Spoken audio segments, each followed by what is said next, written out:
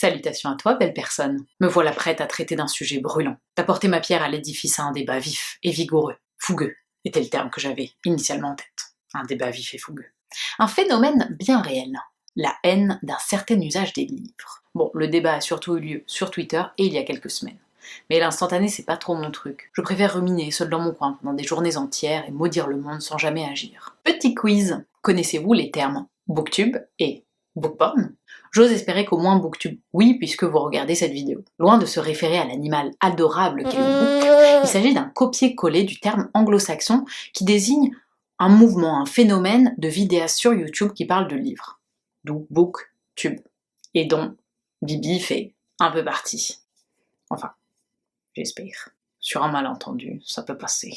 Si le terme bookporn peut davantage choquer vos chastes oreilles, sachez qu'il s'agit également de l'adaptation du terme foodporn. Non, ce n'est pas un tag sur des sites interdits aux moins de 18 ans, ça représente un phénomène de prise de photos stylisée qui représente de la nourriture dans l'objectif de faire saliver celui qui la regarde. Adapté au livre, on parle donc de photos qui mettent en scène, qui stylisent les livres dans l'objectif de nous faire saliver, donc de nous donner sans doute envie de les lire. On pourrait faire les 7 péchés capitaux des réseaux sociaux si vous voulez. Et si vous vous demandez si cette vidéo n'est qu'un quiz de terminologie anglo-saxonne, détrompez-vous. Nous allons plonger dans les eaux troubles de certains esprits critiques, qui vont critiquer justement ces deux mouvements, surtout le terme bookporn. La dernière en date et le déclencheur de cette vidéo, c'est la chronique de Géraldine Mosna-Savoie dans les matins de France Culture dans les carnets de la philo. Cette chronique m'a particulièrement agacée, comme beaucoup d'entre vous sur Twitter. Puisque Géraldine a un vaste droit d'antenne auprès de milliers d'auditeurs, je me permets un droit de réponse auprès de vous,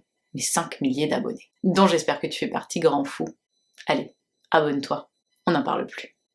Déjà, regardons la structure. Une photo censée illustrer sans grande subtilité l'anti-bookporn, un endroit très mal rangé, des livres, de la démesure, un équilibre incertain, une lampe qui s'est cassé la gueule. Ah, voilà la vie, la vraie vie des livres, n'est-ce pas? Le foutoir. Les grandes parties sont très alléchantes, elles aussi. Réification de la littérature. Manière très snob et, au passage, inutile de dire que la littérature devient un objet. Et, à ma connaissance, la littérature n'est pas un concept en soi, mais n'existe que par les livres qui la font exister. Mais les grandes parties d'abord, le contenu après, je m'emballe. L'aristocratie des lecteurs. L'aristocratie, c'est cette idée de meilleur, d'échelle de valeur. Donc il y aurait donc ici, sous-entendu, une échelle de valeur de lecteur, enfin une échelle de lecteur. Singularisation de l'esprit, c'est-à-dire l'individu, ou plutôt le fait d'avoir de l'esprit, donc se démarquer en ayant de l'esprit. Comme vous pouvez le voir, déjà la structure nous apprend beaucoup. Et maintenant, plongeons dans le contenu. Ici donc le bookporn, où on met en scène les livres qu'on lit, des citations qu'on aime, et où l'on fait des classements de ses romans préférés. Que reste-t-il des mots, des livres, et tant qu'on y est de la littérature, quand il n'y a plus que des images? Faisons le test, on va aller sur Instagram, on va chercher bookporn et on va voir ce qui ressort. A priori, oui, les photos sont stylisées, il y a une recherche, une mise en scène autour des livres. Ça apparaît plus comme un moyen d'engager une discussion, de partager, de donner un avis sur un livre, que d'afficher une certaine posture, une certaine image de soi. À première vue, il y a donc quelque chose au-delà des images dans ce phénomène. Je passe aux parties les plus frappantes. On pourrait s'enchanter que le livre devienne un objet cool. Les livres ne sont pas seulement de pures abstractions, des œuvres d'art immatérielles, des chefs-d'œuvre flottant dans les airs. Déjà, ce n'est pas parce qu'il existe un hashtag bookporn sur des réseaux sociaux, ou en particulier Instagram, que le livre est un objet cool. Ce n'est pas parce que quelque chose est sur internet et rencontre un écho auprès d'une communauté qu'il est cool. Le cool de la basket est entretenu par des empires multimilliardaires qui détiennent quelques monopoles, qui jouent sur le côté street cool, mais aussi le cool associé aux sportifs. Ça n'a rien à voir avec un prétendu cool qu'on associerait au livre. Comparer et mettre au même niveau ces deux univers n'a absolument aucun sens. Aujourd'hui, le cool de la basket est clairement établi et n'a pas eu besoin des réseaux sociaux pour apparaître d'ailleurs. En revanche, il existe encore des stigmas très forts et pérennes autour des amateurs de livres. Vous savez, on a des grosses lunettes, on est des rats de bibliothèque, on est petit, on voit comme ça, et on a les yeux, la vision qui tombe. Et à ce que je sache, le livre n'a jamais été un objet immatériel en France. Enfin, en tout cas, la culture orale remonte à bien loin. Notre littérature aujourd'hui n'existe pas sans objet de livre. Et la conclusion de la première partie me fait juste bondir de ma chaise. C'est toute la question. Y aurait-il quelque chose de sale à réifier la littérature? Une forme de corruption à en faire un objet comme un autre, digne d'être montré et arrangé, photographié, marchandé, esthétisé et partagé par tous. Quitte à ne pas sacraliser les livres, pourquoi ne pas les brandir à tout va, les démocratiser et les banaliser? C'est là où on arrive à un véritable clash de lecture du phénomène. Plusieurs choses me dérangent. Déjà, juxtaposer tous les mots. Montrer, arranger, photographier, marchander, esthétiser, partager, comme si chacun impliquait l'autre dans une chaîne bien ficelée. Pourquoi un objet montré, arrangé, esthétisé deviendrait marchandé? D'autant plus que le livre est déjà un objet marchand, ça n'a pas de sens. Il suffit de demander à Balzac qui sortait des livres à la chaîne pour pouvoir rembourser ses dettes. La succession de mots a vocation à nous faire dire « Oh, mais quel drame que cette société marchande et esthétisante dans laquelle nous vivons ! Quel siècle que voilà !» Mais ce book porn ne promeut rien, n'incite pas à l'achat, mais plutôt à la découverte. J'ai regardé, souvent, il y a très peu, c'est très rare les liens d'affiliation, vous savez, quand vous touchez une commission, si quelqu'un va acheter l'objet en question, c'est très rare sur ces plateformes. C'est beaucoup plus l'envie de partager, de communiquer, d'échanger autour de son expérience de lecture qui compte aux personnes qui mettent en scène leurs livres et qui les partagent sur ces plateformes. Et la question que j'ai, c'est pourquoi vouloir sacraliser le livre? Quitte à ne pas vouloir sacraliser le livre, c'est-à-dire qu'il faudrait vouloir le sacraliser. Et Géraldine jette un peu le bébé avec l'eau du bain ici. Une photographie esthétique d'un livre aura beaucoup plus vocation à le sacraliser qu'à le banaliser. Parce que le banaliser, le rendre banal, ce serait le considérer seulement pour l'objet qu'il est, au même titre qu'un ouvre-boîte ou qu'un cale-porte. Et lui enlever toute sa dimension finalement d'ouvreur d'histoire, de monde à part entière qu'est la littérature et qu'est ce livre. Simplement sur cette partie, il y a une grande confusion où tout est un peu mélangé et finalement dans le seul objectif de nous faire pointer du doigt la tendance book porn. Allons un peu plus loin.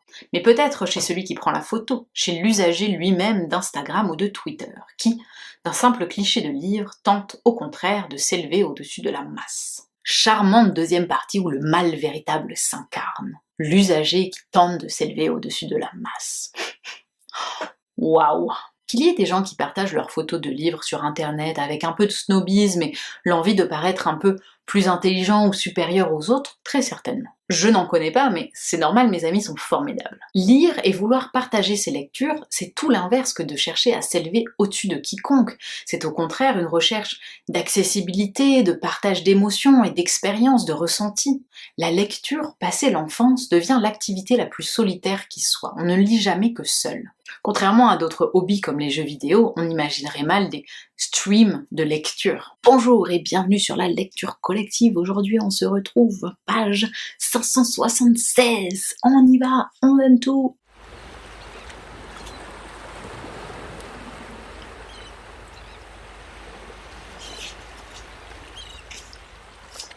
Et parfois il arrive qu'on aime tellement un livre, qu'on soit tellement plongé dedans, bouleversé, ému, qu'on veut s'assurer qu'on n'est pas seul dans cette émotion. Et peut-être que notre entourage immédiat n'est pas du tout réceptif, ou peut-être qu'il l'est, mais qu'on a quand même envie de chercher une résonance plus large et de partager notre émotion. En ce moment, je suis plongée dans une série de livres. C'est celle de Karl Ove Knausgaard, un auteur norvégien qui fait sensation.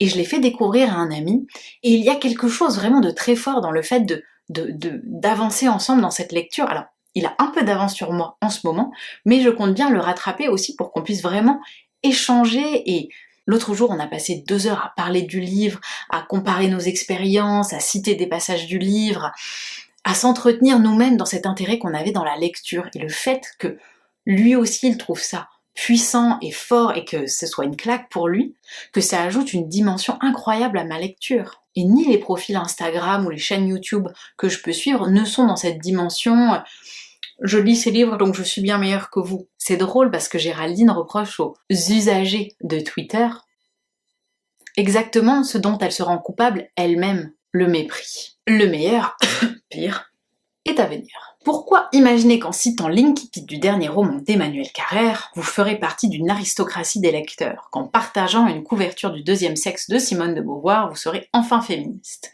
et qu'en établissant le classement de vos romans préférés, tiens, j'ai une petite vidéo à vous recommander pour ce petit passage de pub, vous obtiendrez une caution intellectuelle. En fait, et c'est là tout le problème, pourquoi penser que le livre, qu'une citation, qu'une couverture, disent quoi que ce soit de vous, de soi, vous rendent plus présentable, plus sérieux. Quelqu'un peut dire à Géraldine que personne ne pense ça et que personne n'a dit ça, qu'elle a tout inventé. J'ai cherché, mais nulle part je n'ai trouvé les 10 conseils pour devenir plus présentable et plus sérieux grâce au book porn. Besoin de caution intellectuelle? Comment choisir et styliser vos livres? Vos amis n'y verront que du feu. Le 3e conseil va vous surprendre. Les moments tombent. En tout cas, autour de moi, et j'espère autour de vous aussi, peu de gens lisent pour les raisons qui sont ici citées.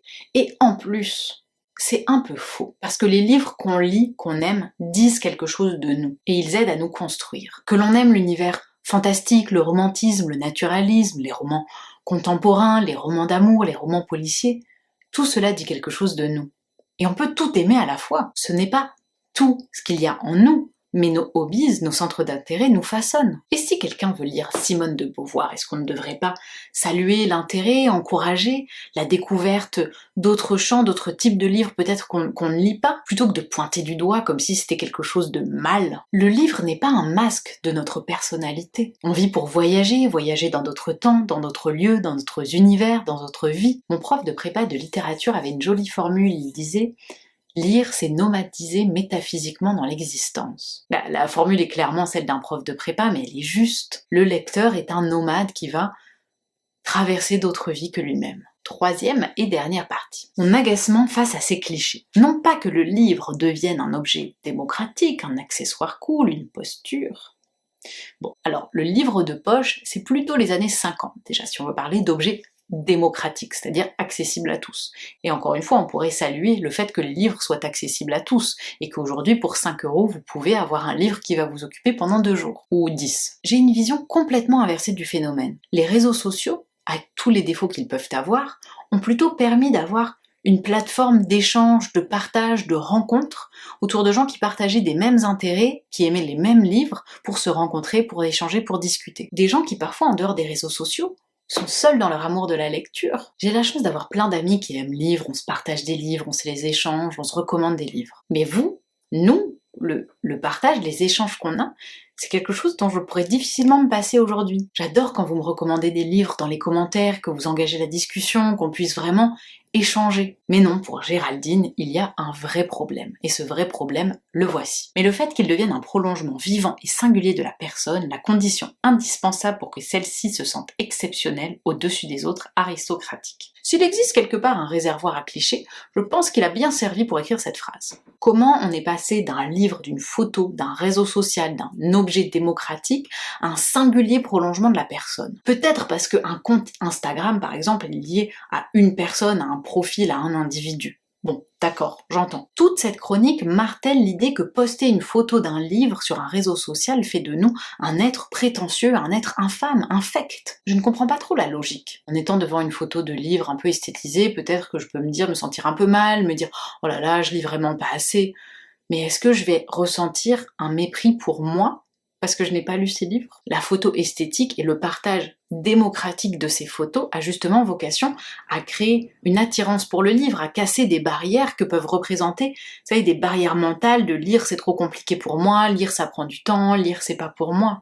Finalement, s'il y a une catégorie de gens qui se croient meilleurs que d'autres par les livres qu'ils lisent, et ils existent, je ne pense pas que ce sont ces personnes-là. Je sais où les croiser, mais je ne parlerai pas, même sous la torture, car on m'accuserait moi aussi de pointer du doigt certaines personnes. J'ai vraiment cherché et navigué sur Instagram pour faire cette vidéo, pour vraiment comprendre d'où vient cette haine de Géraldine. Je me suis même créé un compte juste pour ça. Toujours est-il que les livres les plus souvent représentés, c'est de la fantasy, du young adulte, des romans adolescents, contemporains, en fait, souvent une littérature qui est elle-même sous-représentée, et surtout en France en fait. L'aristocrate littéraire va précisément utiliser des mots compliqués qui donnent l'impression que la littérature est inaccessible et difficile. Il va lui-même se considérer parfois au-dessus des plateformes de réseaux sociaux et dénigrer une certaine manière d'aimer les livres. Poster la photo de votre livre sur les réseaux sociaux fait-il de vous un être méprisable et méprisant? Rien n'est moins sûr. Enfin, terminons sur cette question censée ouvrir la chronique. J'ai gardé le meilleur pour la fin. Pourquoi afficher ses lectures sur les réseaux sociaux a-t-il quelque chose de profondément gênant? Non. Ce n'est pas une vérité générale, c'est un ressenti individuel qu'on essaye de nous faire passer en tant que vérité universelle. Bien sûr, on peut ne pas aimer, ne pas adhérer à la pratique, mais pourquoi la critiquer aussi ouvertement? Oui, ça ne devrait pas autant m'énerver, mais ça m'énerve. Et ce genre de propos, ce genre de chronique peut détourner les gens de ce qu'ils aiment, peut les faire se sentir mal, parce qu'ils vont partager leurs photos de livres, parce qu'ils vont échanger, parce que justement ça leur envoie une mauvaise image d'eux-mêmes. Alors oui, là c'est sûr que c'est France Culture, donc la cible n'est probablement pas les mêmes qui font du book porn, mais toutefois ça peut arriver à leurs oreilles et c'est quand même assez représentatif d'une posture vis-à-vis de ce qu'on ne comprend pas, de ce qu'on ne partage pas, de ce qu'on ne fait pas soi-même. L'heure de la révolution a donc sonné. Publions tous des photos de livres, partout, partout. Eh bien j'essaye. Je vous le disais, j'ai créé un compte Instagram pour l'occasion, aussi par vraiment esprit de rébellion et c'est dur.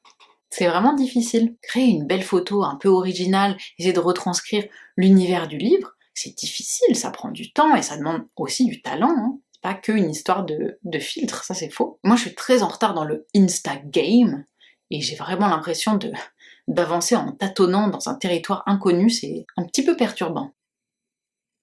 Regardez, c'est quoi ça, 10? Même les pictogrammes, je les comprends pas. J'ai 2 cœurs et 10 petits bonhommes. Je suis pas sûre que ce soit les gens qui soient abonnés à moi. Eh, j'ai 36 abonnés, hein! I am somebody. Voilà, pour conclure, je ne veux pas être trop virulente envers Géraldine. Quand on crée du contenu tous les jours comme elle le fait, oui, parfois on a des sujets ou des manières de les traiter qui ne peuvent pas abonder dans le sens de tout le monde. Mais France Culture, son slogan, ça reste l'esprit d'ouverture. Et si jamais ma syntaxe défaillante ne vous rebute pas trop, eh bien vous pouvez toujours vous abonner à cette chaîne, ça me fait très très très plaisir. Fuel Contact, j'ai tant ri à ton commentaire que j'étais très déçue que tu le supprimes. Ne supprime jamais tes commentaires, Fuel, pas sur ma chaîne. Tu auras toujours le droit d'expression, toujours. Merci d'avoir regardé cette vidéo. À très bientôt pour de nouvelles aventures littéraires, paralittéraires ou extra-littéraires. Je vous souhaite de très bonnes lectures, soyez heureux et brossez-vous bien les dents. À bientôt.